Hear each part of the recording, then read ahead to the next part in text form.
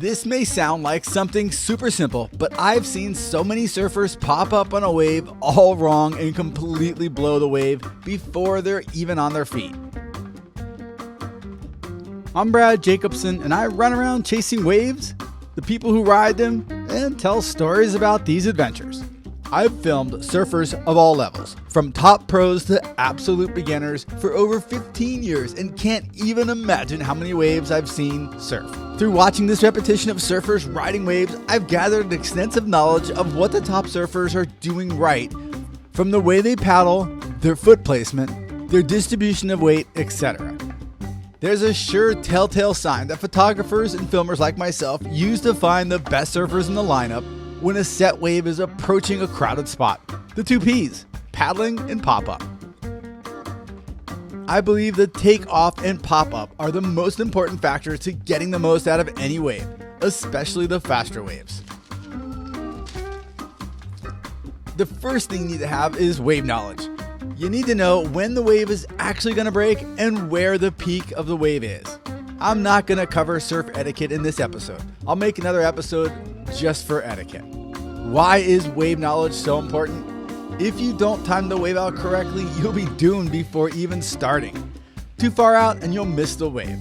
Too far in and you'll not only get slapped in the back of the head, but also spun around and probably take a bunch of salt water up your nose.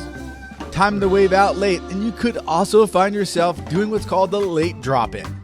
In bigger surf, this can leave you feeling weightless for a few seconds before coming to the brutal awakening that water is way less forgiving than it looks. Timing is everything when it comes to catching a wave.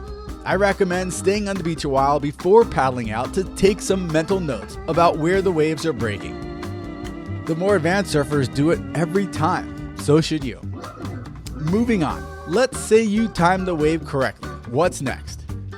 It's super important to pop up and get going as soon as possible to get your speed and momentum moving to keep you in front of the breaking wave. This is one of the reasons why longboarders ride longer waves. Their bigger boards allow them to get going before the wave starts breaking, basically giving them a head start. If you haven't ridden a longboard, I suggest you try it. Not only are they fun, but they will improve your surfing. Just ask Chandler. It's example time. Let me show you a few examples of how a quick pop-up will help. All right, so here's Travis Logie showing you why it's important to pop up so quick. This is a fast wave, right? So the important thing here is he knows where he's at on this board. He knows he has to get up and get going this way, because if he gets up too slow, he's going to get tossed over the lip. And if he's not already, like I was talking about, getting that speed momentum over here, if he's not over here, he's going to end up in the flats and this thing's just going to close out on him. 90% of the guys this wave would close out on, but Travis has been surfing obviously on a tour forever. Now he's retired, he's still surfing daily. So watch how he slips. He's got both feet up. He's not going one knee and then the other leg. He did both feet at the same exact time, and then automatically gets the nose spun around. He has his whole body facing this direction instead of just trying to balance and straighten himself up. So he's already leaning into it. It's got the confidence he's going to make it. Confidence is number one in any action sport. And boom. Look at that. Ends up in the right spot. Ends the wave. So it's all about getting in early, popping up, getting in early, and heading straight down that line. Not here to point out any surfers. This is just a random surfer. Number one, if you watch him paddling two arms, you never want to do two arms at once. It's just a bad thing. You're always going to get more speed, etc. One hand at a time. Professional swimmers do it. So should you. So as we watch, he's really struggling to get into it. As he's going, instead of popping up right here, he should pop up immediately and start coming down the wave. This is a crumbly, not a good wave. So you really want to get going at the start of this wave. As you can see, he turned the nose, which is right. But then it's just this little 1-2 step. He's got his left leg is up first, and then his right leg slowly comes around. So by the time he's actually standing here, he's already behind this part of the wave where he wanted to be up and already coming up and higher and getting some speed to stay ahead of this wave. So as he comes down, he drops all the way down, and now he's already behind the peak and everything else. He eventually does catch back up to it, which is good, but even by then his momentum is going so slow that he doesn't have a chance to really get anything off there. Now I'm going to rewind this and just show you here. So if he would have been up, he would have been in this section here trying to pick up speed. That's where you want to be. You want to get up and high on a mushy closeout wave. So he should be up in this region right here, building speed to come down around this section that's going to fall down in front of him. So as you can see, he'd be coming down right about here, building speed off of the bottom turn, which he'd be making right in this zone. And then finally, when it comes around to opening this section of the wave up, he'd be coming up with speed off that bottom turn, whack, hitting that section.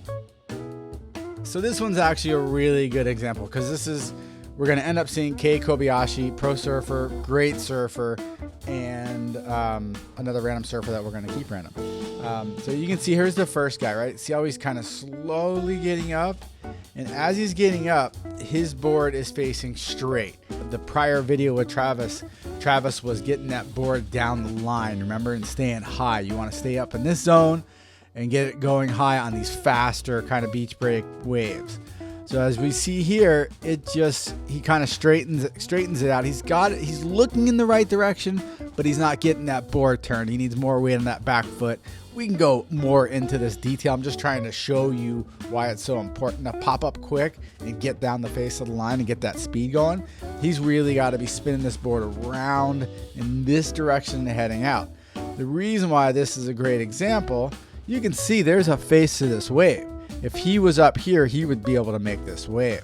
But unfortunately, he straightens out and he's got nowhere to go because he's already behind it. It's a fast beach break wave. He knows it. He knows he's behind it, so he straightens it out. But same exact way. Oh, look at that, man. Look at this guy coming over the over the falls. You see everything here. Same exact wave. Here comes Kei. And see how he's already turned? So he's already turning the board. He is prepared, knowing, looking, has everything turned sideways. I'm sorry to do this to you, to keep bringing it back. But to show you, see how his is straight? Kei is already sideways and staying high on the wave. You're going to get more speed by staying up high. If he decided to come down here, he's going to have less speed, and this wave's going to have more time to end up closing out on him. See how he's staying up high? Man, that's really good style there, right? And so he makes the wave. He doesn't make the air, but he makes the wave. It looks good right there. It'd be a cool photo. Look at that. Bam. See, photos lie because he does not make that.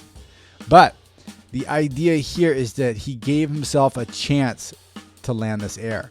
Because if he would have come down straight, like the guy did prior to him there, if he would have been straight here, he would never have made this section. This whole thing would have closed out on him, and he wouldn't have had the speed to race it out. He would have been back over here in the flats. Okay, so I love this clip here because this guy pops up quick. He does that part right. He's on the right part of the wave. It's not breaking yet. He found the peak. Remember how I mentioned you want to find the peak? That's the peak right there. It's in the right spot. Everything is going right. Pops up. Boom. Both feet straight up. Head's looking the right direction. Board's facing that direction. Everything looks great right here. Beautiful looking wave. Got a little bit of offshore winds blowing, making everything great. And this is in the afternoon. Everything looks good, right? This guy's even backing off. Don't think about it, buddy. So as he comes down, he's even got it turned up. Remember how we saw with Kei and with Travis, they wanted to stay high. You want to stay high on that wave. And he tries it. He even gets a little hold here, but he really wanted to be up higher. This is why. Look at this. It looked so good, but he ended in the flats, not up on the rampier more vert part of the wave. And so he ends up on the outside of this barrel. And look at this thing run. That's a barrel you want to be in. So he did most of everything right. The only thing he didn't do was stay up higher in that barrel. If you see it's going to be a barreling wave, and this wave, because of the offshore winds, this day was all barrels. If he would have been up higher, he would have had himself one really good barrel. Look at that thing, just running. All right, so this one is Mitch Cruz, and he's an absolute amazing surfer to watch surf. Obviously, we've been on the pro tour, surfed his whole life, etc. So here he is, once again taking off. He's already up, right? He pops up right away, just like we told you. His head is looking exactly where he wants to go. He's getting his board turned around, and instead of dropping in straight, this is once again, a really fast kind of beach breaky wave. He's coming up high. Look at that, lifts all the way up. You want to be all the way up. You don't want to end up in the flats, because in the flats is where you're going to lose your speed. So he sees that this thing is looking like it's going to close out. I mean, look all along the top here, right? So what does he do? He comes in and he's just continuously coming up to gain speed, right? That's what you want to do to get a longer ride. And you keep seeing it with these top guys. Boom. Yeah, that was pretty nice too. But you see, it's the same exact thing. Pops right up, gets up really fast. That's the thing, is you want to get up fast and try to stay up high on that wave. This is going to make you surf so much better. Your waves are going to be so much longer. You're going to be able to get around the sectiony closeout parts of a wave by doing just this. See, because look at this wave right here, right? If you were back in this section, there's no way you'd outrace this thing. But because Mitch is getting his speed up, and he comes back up in here where he has a little area to get up and get speed again. See that? Boom. Boom, finds those areas, and now he's working an open face, and he gets to launch a huge all air. So this is so key in getting these longer rides, avoiding closeout sections, and catching up to the critical part of the wave, which would be this part right there. Now don't get me wrong. You're not going to start landing big old airs like that. Most people aren't going to do that. Hey, thanks for watching this episode. I hope you enjoyed it. I'm Brad Jacobson, and I'll see you on the beach.